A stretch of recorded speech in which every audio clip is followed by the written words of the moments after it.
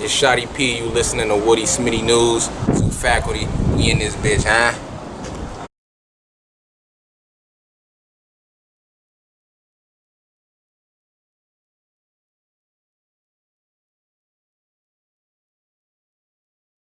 Christian Smith, Witty Smitty News, joined with Gully TK.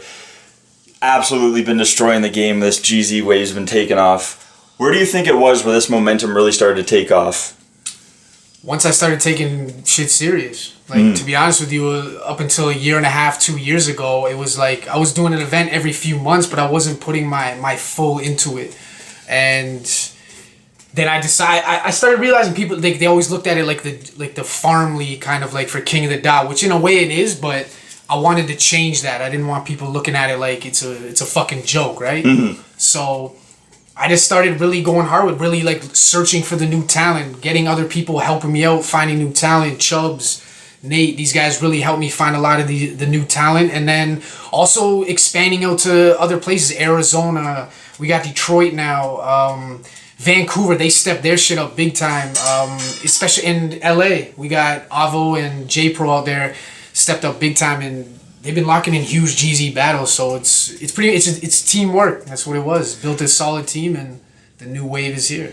Now, the expansion of Detroit, something I thought was inevitable. As soon as you started bringing guys like Tez, Shotty P, how big do you think that move to Detroit was for the Ground Zero look?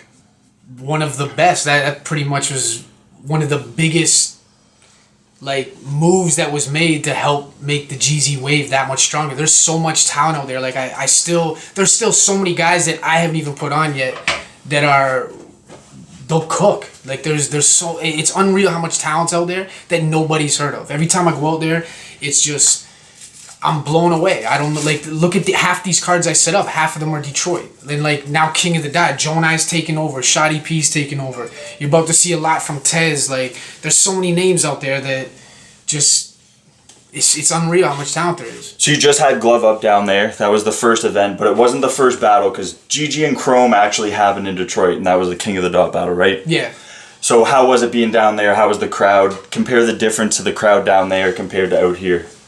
The crowd down there is amazing, but they're definitely more like gun punch heavy. Like, you know, if you come out there doing just random jokes, you know, it's probably harder to hit. But even that, I don't know, it's hard. Like Pepe was just out there and he killed it. And he's more of a jokey-ish, funnier type battler, and the crowd loved him. He did amazing. But they're definitely more like punch heavy, like just punches and gun bars and shit like that. So, but the crowd's amazing. They support big time out there.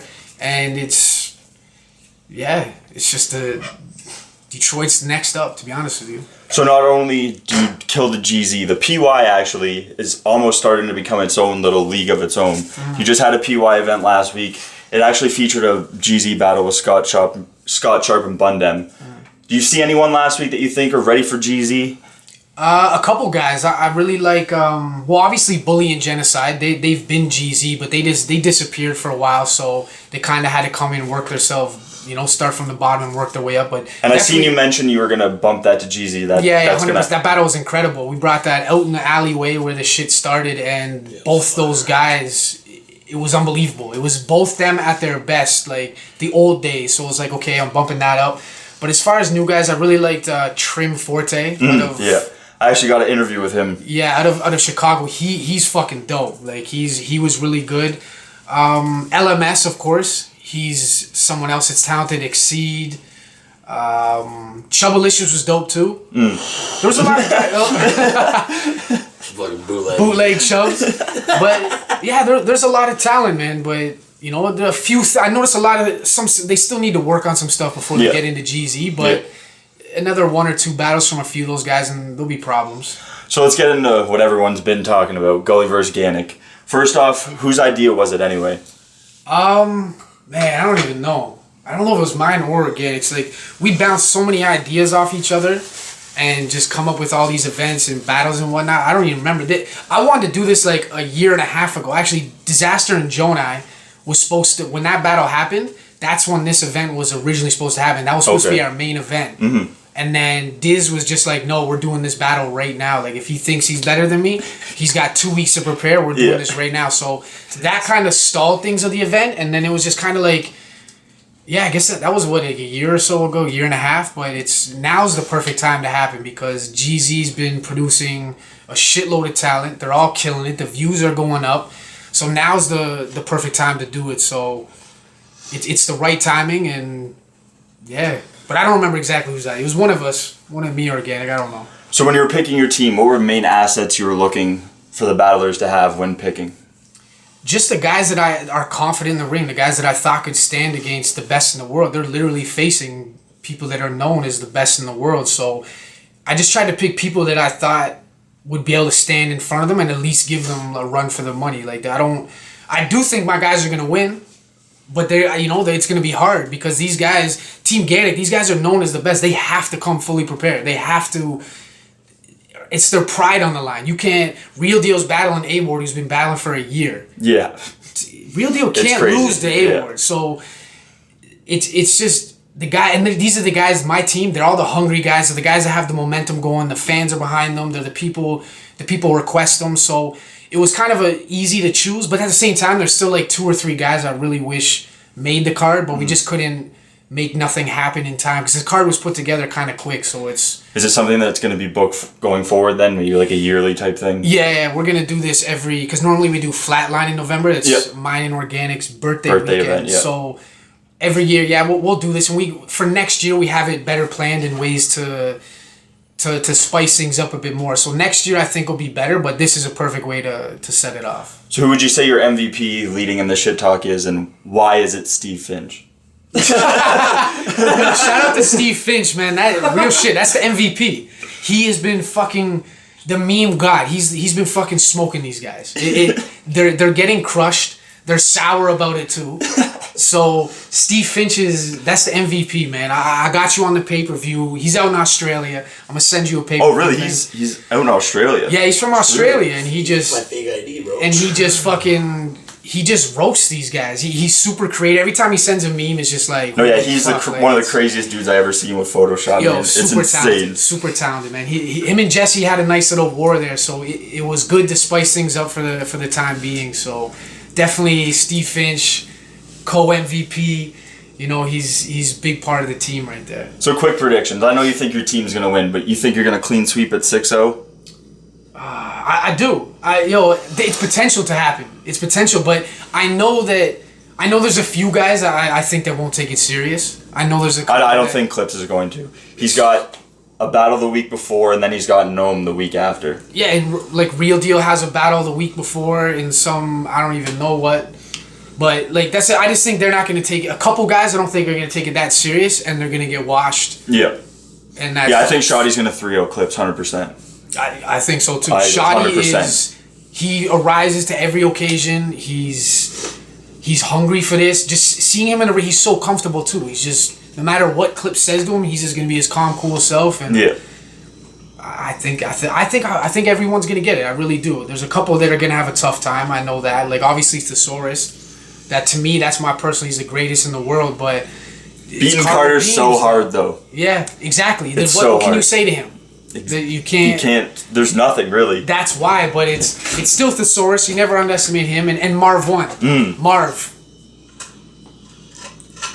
You know what team you should be on. That bridge, Saga City to Detroit. You know what team. Maybe he can NWO it for Gully vs. Ganic 2 and come to the Gully side. He knows what team. All of Detroit knows what team he should be on. So one last thing before I let you go. You also have Judgment Day 2 coming up. Yeah. Some fire announcements so far. What else can we expect out of the card? Well, we got 3 announcements so far. We got 5 more to go. And to be honest with you, the matches so far, they're crazy, but there's still, I'd say, 2 bigger ones than everything that's been announced. And we got Luke Nukem versus Laughingstock, Joey V versus City Towers, and Chrome versus Anubis. And in my opinion, there's still 2 battles to go that are bigger than everything that's dropped. You're dropping another announcement tonight, right? I'm supposed to, but it's Jesse slacking on his doing these, So what was it that made you bring judging back? You think more more battles should be judged going forward? Definitely. It brings the competition back. Like there's a lot of you get people like Scott Sharp and Bundem. It was judged, but Scott feels he was robbed, so he's upset about it. But what can you do? At the same time, it's what the fans request. I would see in Talkback, everyone's asking, bring judge battles back, do this, do that. So it was like, okay, let's try it out. I did Judgment Day 1. It was all judge battles, and it was successful.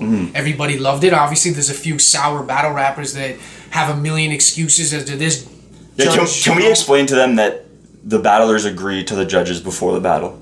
Like, that happens pretty much every battle, does it not? It pretty much does. There is sometimes, though, it's like, even for me, it's hard when I look around, when I'm about to pick the judges, I'll normally have like a handful or two of guys that I know, like, hey, he's good at judging, he's good. And I'll kind of just before the battle, look around like, yo, you ready to judge? You want to do this one? So if someone says no, then I have someone else. Sometimes I forget like a one or two guys and I don't run it by the battler, but it's for the most part though, I let them agree because I don't know. Like Scott Sharps had said someone had a week before said he was gonna lose, but like I don't fucking know. Like it's I don't know. It's bullshit. But it still comes. I don't know. It's judge battles. It brings competitiveness back. Like if you lose, you lose. And it actually counts as a loss. There's no bullshit about it. I mean, I'm sure the odd time there's a robbery where people feel it doesn't go a certain way, but shit happens. It happens in every sport. UFC all the time. Yeah, exactly. It happens in every sport. It's just suck it up and fucking step it up next time and have a clear win rather than debatable. Exactly. Well, November 12th, Gully vs. Gannick. December 3rd, Judgment Day 2. We out here, Gully TK, Witty Smitty News. We out. Unique.